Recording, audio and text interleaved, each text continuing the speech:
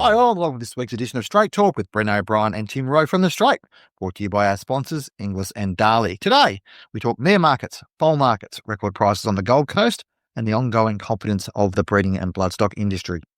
We talk the risk of racing in Australia's stricter enforcement of foal declarations. We chat about the Rosehill vote, and where do we go from here? Changes in the Victorian fixture, will we see prize money cuts as well? And in wagering, will Tabcorp's new retail-focused approach get people back to the pubs and back to the pub tabs and back to the tabs? Tim, great to have you here. We had a big week on the Gold Coast. We can start off there because it was, there'll be plenty of time to discuss about Rosehill later on. But, obviously a remarkable, another remarkable week of trade. We've got sick of using the word remarkable, I suppose. But, I mean, what was your vibe out of the, out of the few days we had up there? The weaning market was obviously strong, and then the mare market even stronger, really. Well, it follows on from English chairmans, in particular the mares sale. I guess the elite mare sale is just the strength at the top end of the market is just phenomenal, really, that even, some very financial, commercial breeders couldn't get a look in, or the pinhookers horses were going well over what they thought was value, especially if you're pinhooking and need to resell with a margin next year and take into the account risk and all those sort of things that, just horses were selling extremely well. And I think, and then in the mares market, day one, that the race filly session, for as long as I've been covering it and since it's been running, is one of the great days of the calendar for the international bloodstock market, I guess. Just, and we saw Zougotcha, 5.25 million, second highest priced mare ever sold in Australasia. Those top end mares are just worth so much money. It's hard to fathom at times how, but you look at Coolmores and the Yulongs, or particularly Coolmore that have done it, they seem to make it work, and it's good promotion for their stallions, and reselling those high profile stock as yearlings seem to pay off. Yep, and Zougotcha was the headline act, 5.25 million, as you mentioned. Tim, I'll give you some credit on this. I probably thought when she came under, when I looked at that catalogue a few weeks ago, I thought, she's probably in the 3 to 4 mark, but you sort of gave me confidence that she might go for a bit more. I think your range was about right. I mean, some were talking about she might get near Imperatriz. I didn't probably think she'd get that far, and she, that's fine. Like, her race profile wasn't quite of that level, but she's an elite mare. She's a beautiful looking mare. Yeah, and it was clearly that she was in such high demand. What was interesting about it was, for those mares that it's been Coolmore and Yulong largely bidding against each other to who gets what mare. But if one of them aren't bidding, or have got a lower value on those horses, then what happens? You can be, you can't say 3 million or 5 million is disappointing, but there was other competition at that level, which was, I think there was 3, 4, 5 parties, well into the millions. And then I think Ollie Tate was bidding for international interest, I think from the Middle East, perhaps Swarthmore Racing, someone like that. So again, that's what on the international market, with the way the Australian dollar is at the moment, it's very appealing, and yes, it's a lot of money, but can be perceived as value. And we saw Katsumi Yoshida buy $3 million mares as well. He's always bought mares out of Australia, and she will reign, and Yankee Rose and mares like that privately, and Youngstar chairman's a few years ago, Fun Star, but he sort of hasn't been as active. But I guess with the American dollar versus the Australian dollar, the Southern Hemisphere market seems a bit more appealing to him at the moment. Yeah, and you wonder, we'll go to that in a minute. First of all, we'll have a bit of a chat with, of course, you caught up with Tom Magno after the purchases you got on Tuesday, and just had to chat to him about, I guess, what gives Coolmore such confidence in the Australian market. Well, was it, with this year's sale results with the Home Affairs Sunlight and Home Affairs Shout the Bard, just all proved that, these high mares pay off pretty quickly if you get it right. Yeah, it's hard to get it right, but as I said, there's just when you got this stallion and the market that we're in Australia, that helps as well. I think it kind of kicks all the boxes, but it's just the whole thing is just Wooden Basset, and like you see Albert Einstein in Italy and all these good horses that are coming out, and even Wotan hopefully now will come back as a good 3-year-old. It just gives us the confidence really to go out and try and get these mares for him. So and you're up against, all international buyers. We've seen the Yulongs over the years. I think Ollie Tate's on about bidding for international parties that everyone wants to be involved in Australia. Yeah, and it's fantastic. As I said, it's, the prize money is very healthy. Syndication in Australia is very healthy. And we've been here a while now, and we've had a lot of luck here. So hopefully it continues. Thanks very much. Yeah, interesting from Tom Magnier there. I'll just quickly go back to what you're talking about Katsumi Yoshida. I wonder if some of the uncertainty in the American market might be playing to that, Tim, a little bit too, and what's going on over there with the tariffs and all that sort of stuff. And, they've obviously bought heavily out of that market. But it was notable that they were there and they were buying. And I said, the depth of across those buys, $14 million mares. The average of 241,000 was a record. To give our good friends in English their pats on the backs too, English chairman sale went absolutely terrifically. So it's not the case that one sales company is doing well, and everyone seems to be doing well out of this bit of a boom we've got at the moment, Tim, and this bit of this. I think probably at the start of the bloodstock season back at Magic Millions in January, we might have thought, whatever we're going to be at here, it's a little bit off last year and whatever else, and perhaps the market was a little bit offish towards the start of the year, but there just seems to be absolute confidence from across the board in this breeding and bloodstock industry and its ability to sort of continue to, see the returns that it has. And I think a key point, if we look at the headline statistics and metrics, but Magic Millions have told both of us, Bren, that from the January sale, they distributed more money back to the breeders than they did last year, which means breeders weren't keeping as many shares to get trade done, like a New Haven haven't for 5 years of they're not keeping legs in horses and things like that. It's their business model. Others like to keep shares in horses for various different reasons. So perhaps there is a little bit more money out there than we anticipated, or it looks on face value. Yep, and caught up with Barry Bowditch after the sale on Wednesday, Tim, to talk through just what he thought of the sale, but also what he thinks of the market at the moment. Where's that strength coming from? If you look at the racing industry with Rosehill and all these other prize money, possible cuts, just seems the breeders want to continue to invest. Yeah, I think there's a lot of confidence, obviously, at the top level. At the high level, they've got a thirst for quality, haven't they? So, when a mare walks in that's got a good race record, or good produce record, or good cover with a deep pedigree, there is so many people in the market to buy those mares. And as the day went on, I think the market got more desperate for the quality, and it continued to increase the market, and it stayed solid right to the very end. On the metrics, overall gross is down about 9 million, but obviously fewer horses catalogued this year as well. Take that into account. Yeah, well, the average is up a huge amount. I think it's up $40,000 or $50,000. So that's it's massive. The gross is obviously just volume related. The amount of horses we're offering here over the last 2 days. Obviously, I think, people that have trusted the system and trust what Magic Millions have provided in the past have been very well rewarded. And Newgate in particular, I think they've had an outstanding 2 days sale. They've sold, I think it's almost over 30% of the gross of the sale. And, thank Henry Field and his team for having the confidence to bring a massive draft of mares here, and they've been, rewarded in spades. Yeah, absolutely. Obviously, Yulong are an incredible component to the world globe, to the industry globally, or to the market globally. And again, today that was evident. I thought they put some lovely, lovely mares in foal. But what I'm most, pleased about when you go through the top buyers this year, and from $500,000 and above, there's so many names. There's a great cross section, and yes, Yulong were the leading buyer, but just the depth in the market and the diversity was what pleased the team the most. Yeah, interesting stuff there from Barry. Yeah, we'll leave the sort of market. The weaning market was also very strong as well. Very strong in the middle. A lot of, the median goes up, all those things go up. So the signs are positive across the board. Perhaps not necessarily a positive for the breeding industry, or maybe a bit of a question mark, is this foal declaration issue, Tim. It sounds like a paperwork issue, which doesn't sound that exciting, but it's caused a bit of kerfuffle. A few people raised this with us when we were up on the Gold Coast. This notion that Racing Australia are going to be cracking down on foal declarations. So therefore, you've got 30 days to register your foal. If you don't, you'll have to pay extra. If you don't register by 60 days, then the foal won't be registered, and you'll have to go on appeal to get it registered. This is a story on the straight. This morning, Tim.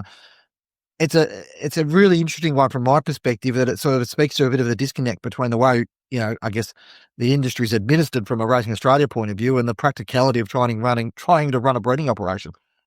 I think it's important to point out that the breeders aren't wanting to, deliberately ignoring this rule to register their foals. They have to do that anyway to be able to have them named and different things like that. It's just the onerous nature of it, for the small.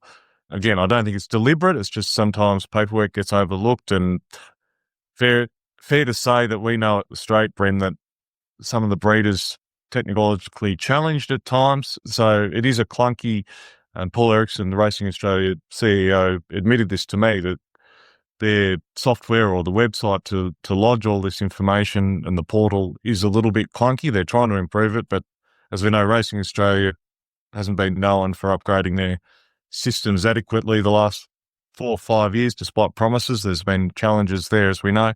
So I think this is where it's reached a head. It's come to a head. Compliance has improved. I think it's from 27% 2 years ago to 16% last year. And it's really only 5% of foals that are long-term overdue, 120 days, 200 days. So it's just trying to capture them. It's trying to follow where those horses are at, traceability. So again, everyone's on the same page, but it's this industry not working together, causing friction and issues, and they'll get there. It's just the way Racing Australia trying to get there, and TBA arguing they haven't been consulted properly and not wanting horses to miss out. It's a big, if you spend a lot of money breeding a horse, or any horse by any stallion costs a lot of money to breed. If it's banned from racing, well, what then? What then? Yeah, its use is limited. Yeah, so I think there's a bit to play out. Racing Australia said they'll make another announcement next week, so that'll be interesting to see exactly what they plan and how they're going to enforce this. We have a situation in Australia. We have stricter enforcement or stricter regulation around registry of horses than we do about registering of people, Tim. So that seems a bit odd from my perspective. You've got more time to register a baby than you do to register your foal, and you're usually not foaling down 100 foals on a farm. I think I understand that the principle, how this works and where this sits. I get where that's coming from, but the practicality from a breeding perspective, and it just puts more onerous restrictions on breeders who are struggling, particularly smaller breeders. I think much of the fact that obviously fewer numbers makes it probably easier for them in terms of, but there's a lot to do. Running a business is not easy, let alone running a business with livestock and foals and registrations, and let alone when the systems aren't ideal. So it would be good if there was a little bit of flowback understanding from the people that administer racing to actually understand how this works, and maybe a little bit of a movement on their behalf to say, hey, maybe our technology can be better. Maybe there's a way we can do this and make this work, because I think, there's a whole bunch of, concerns around registry of the way things are registered in Australian racing and where things sit. And while traceability is really important, I think the breeders need to make sure they're taken care of. Anyway, that's my 2 cents on that. I feel like the concept of foals being banned from racing is just such a bad look for racing. It's something that we probably need to move on from, Tim. I think, you said you sort of delved into the issue. Racing Australia said they're going to come back and talk to the breeders, but it doesn't speak well for the communication lines in the industry when this is happening. No, absolutely not. And there's as we know, there's a labour staffing shortage in racing, full stop, and that's what extends to the breeding industry. So that quite often people are doing, managing the horses, which is intensive, and then having to do paperwork at night, and sometimes things just get missed. Said it's not deliberate. It's not the breeders wanting to ignore these rules. They want to do it, and they do it. It's just sometimes they don't meet the 30-day, pretty stringent deadlines when you might be having, a lot of foals born in a shorter period of time in August and September. Yeah, and so that's just how it gets missed. And Paul Erickson revealed that to me that it is across the board. It's not just hobbyists. It spreads right across to commercial farms and where the non-compliance is occurring. And again, I'd like to think they're not trying to capture everyone and say, look, this horse is banned because it's registered after 60 days. It's just that 5% of missing foals. Where are they? And hopefully they can come to some sort of agreement and practicalities, taken into account in the next, before their breeding season starts in only, a couple of months. Following segment is brought to you by Inglis. Don't miss the Great Southern Weanling Sale at Oaklands on Friday, June 13, the final live sale of the Southern Hemisphere season.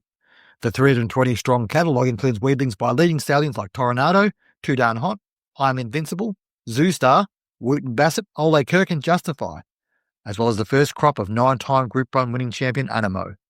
The Great Southern Weaning Sale has long proven the right option for buyers, whether it be pinhookers or end users. Sale graduates such as Montefilia, Behemoth, Extra Brute, Keitra and Luna Fox have all been Group 1 winners in recent season. The sale also continues to be a proven source for pinhookers looking to achieve quality returns. The catalogue is available now at inglis.com.au.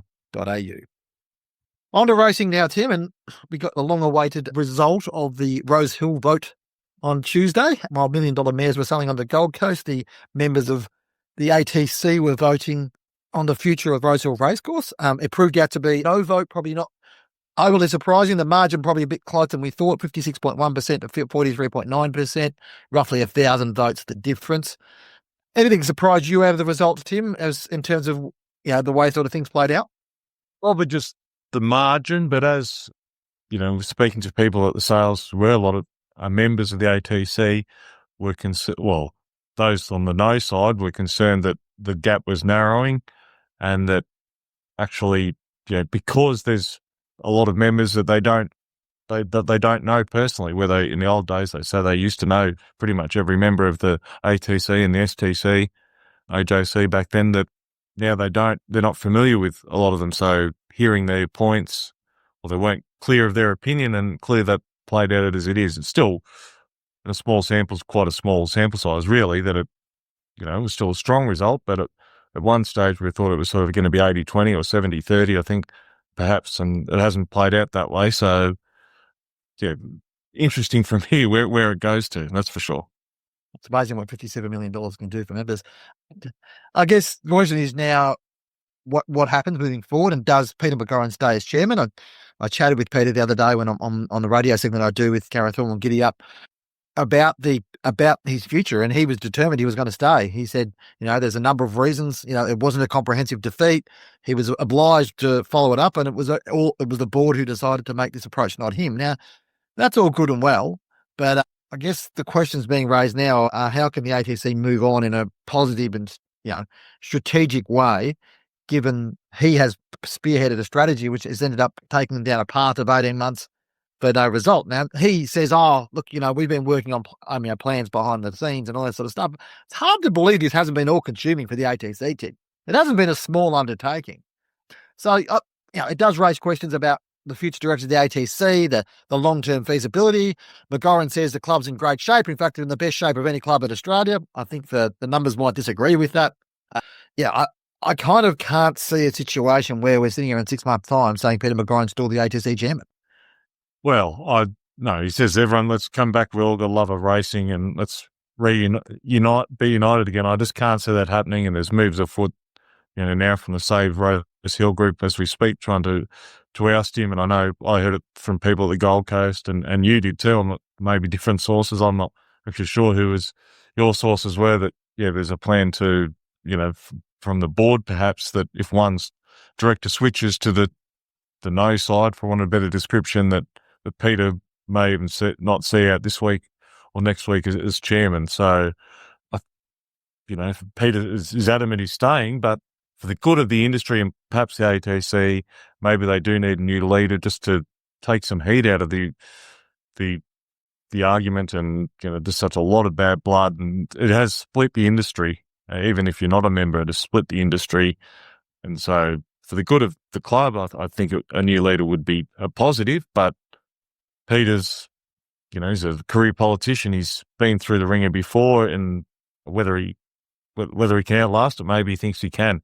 What was interesting was Peter's a former Thoroughbred Breeders Australia chief executive, I think sort of after EI, and so it was quite a long time ago, but breeders haven't forgotten that.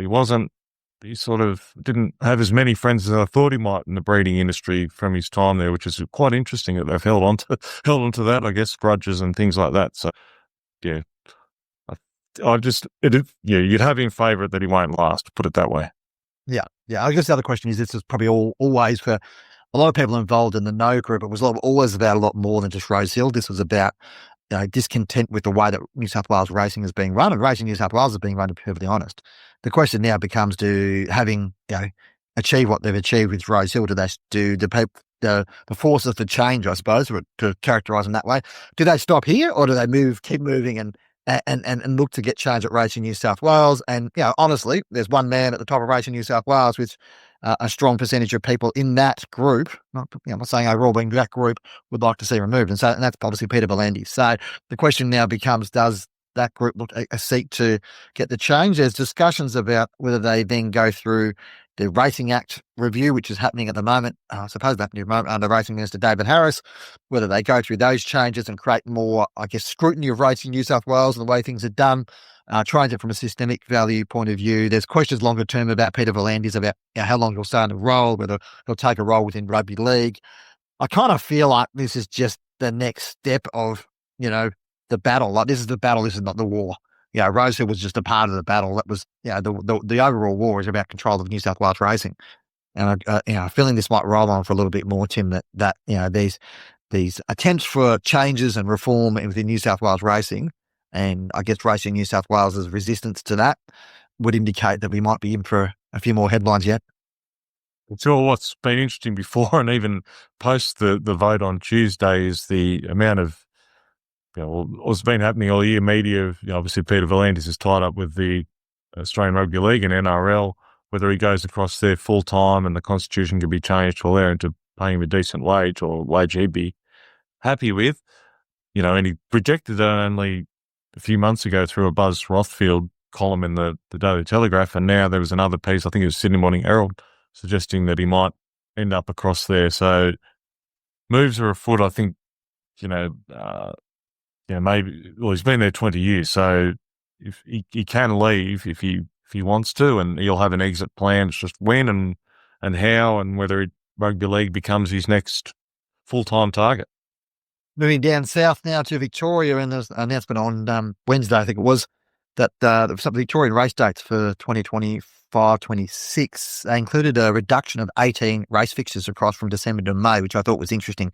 It's sort of been mooted for a little while that there's some prize money challenges there, and obviously Racing Victoria, we've spoken about before, have got some challenges with their bottom line. The prize money won't be announced until July, but the fixtures have been announced, and there's 18 fewer of them. Now, I actually think this is the right way to go about it. Now, whether it speaks longer term about track rationalisation and stuff like that, if you have to cut your amount of money back or the amount of money you're spending back, then you've got to look at the probability of certain meetings. So, interesting enough, Racing Victoria have done that. Obviously, the the shutdown of Moonee Valley has resulted in the relocation of a lot of meetings, which is interesting enough in itself and has changed the fixture up. Flemington on New Year's Eve is an interesting move from the VRC. Now, they're wrapping this up and saying it's a celebration of racing and all this sort of stuff. It's a really good way to avoid penalty rates on New Year's Day. I guess, is this a part of a broader rationalisation of the program is probably the question we've got to ask around this one. We won't know that. And, we'll find out more about the prize money in July. But, Tim, it probably speaks to a broader challenge across the racing, of Australian racing world of, with wagering being down and returns coming back and all that sort of stuff. Everybody has to look at their fixtures. Everybody has to look at their prize money and cut their cloth accordingly, don't they? Well, Queensland, there's a review underway there. So Racing Queensland will have to make decisions, particularly, hopefully, can get some recommendations, a bit more certainty on funding and how things like that. And New South Wales, without $5 billion flowing into the industry or even the ATC, as they say, everyone wants money spent, but they don't want to pay for it. Someone else has to pay for it. It's the punters, the bookmakers, racing, the PRA should be spending it. It's the chicken and the egg argument. But at the end of the day, New South Wales needs some infrastructure investment. Victoria, does that come from prize money? And Victoria, as we just discussed. So there's a lot to play out. It doesn't appear to be sustainable at the current rates of prize money, that it will have to be cut. And maybe that's for the betterment of the overall industry. There'll be some pain, but for the long-term future of it, I think it mightn't be the worst thing that happens. The following segment is brought to you by Darley. There are good races, great races, and then the ones that make stallions. Names like Danehill Dancer, Jabawi, Toodarn Hot and Kingman all won one of them, but Native Trail won 3, the Dewhurst, the National Stakes and the Irish 2000 Guineas. He's a champion 2-year-old and from the same sideline as I'm Invincible. He'll make you part of the inner circle. Native Trail, standing this season at Darley. On to wagering now, Tim. And article I penned this week, and has had a fair bit of coverage across the board. The Australian Financial Review's covered this as well. Tabcorp has sort of prioritised retail as its as its way moving forward, as an opportunity for it moving forward. Now, obviously, they hold a retail monopoly in every state apart from South Australia, apart from Western Australia. So it's not surprising that they'd move into this and they'd move towards this space. But a significant investment in venue. They've got this tab time concept that on a Saturday afternoon, you go down the pub or go to your venue and you enjoy a few bonus bets and a good environment and all that sort of stuff. Reduction and removal of commissions and other payments. I guess we're probably going to see fewer venues, but maybe more premium. Tim, you're of a similar vintage to me, slightly younger, but growing up in that retail environment where that was where you could bet, you really internet betting didn't really become a thing. Phone betting was about.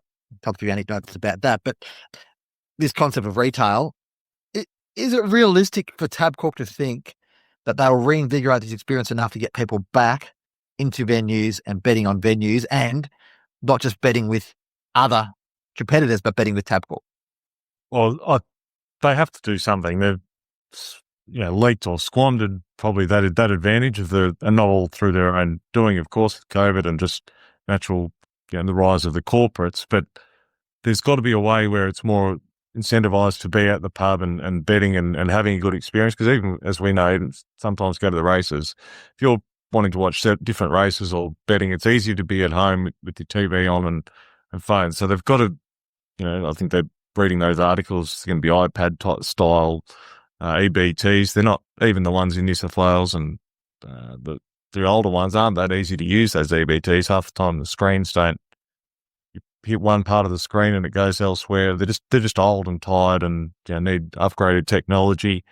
If punters have a good experience here, they'll start using the tab instead of their phones, I would suggest, whether that's better prices. If you get I think that would be important if they could have exclusive prices and odds and better odds and vouchers, and maybe work with the pubs for drink giveaways. I'm not sure, but they, in exchange for obviously lower commissions or what the pubs get out of it, they're going to need more punters in there drinking, having lunch, things like that. So it's a lot to play out. I think it's a good step from Tabcorp to try and reinvigorate it. Just be interesting to see how it actually ends up. It's not going to be cheap. Yeah, I guess part of the challenge is fewer venues, more premium, but how does that affect regional venues in particular? Tim, places close to our heart. The deal would end commissions for 1,300 pubs.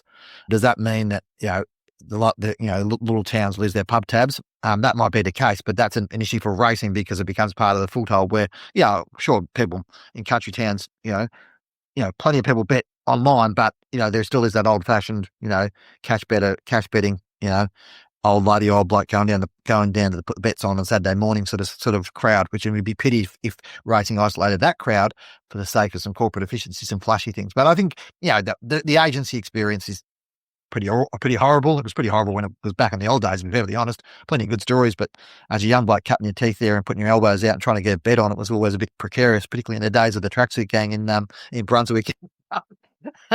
in northern Melbourne, I can tell you that, Coburg. Just to give some context, the percentage of wagering turnover generated through retail on racing in Australia has around 6.4%. It was 167%. To put that in real terms, it was $6.5 billion in 2000 and 2001. A lot of that would have been cash. $1.7 billion 22 years later. So it's interesting how things evolve and change, I suppose, the way people bet, whether Tab can turn the needle back and make it more of an enjoyable experience in venue. I'm sure, we do all enjoy getting together and having a couple of beers and having a few bets and all that sort of stuff, whether they could reinvigorate that experience. I think there's merit in it, as you say. The challenge is hopefully it doesn't come at the cost of, the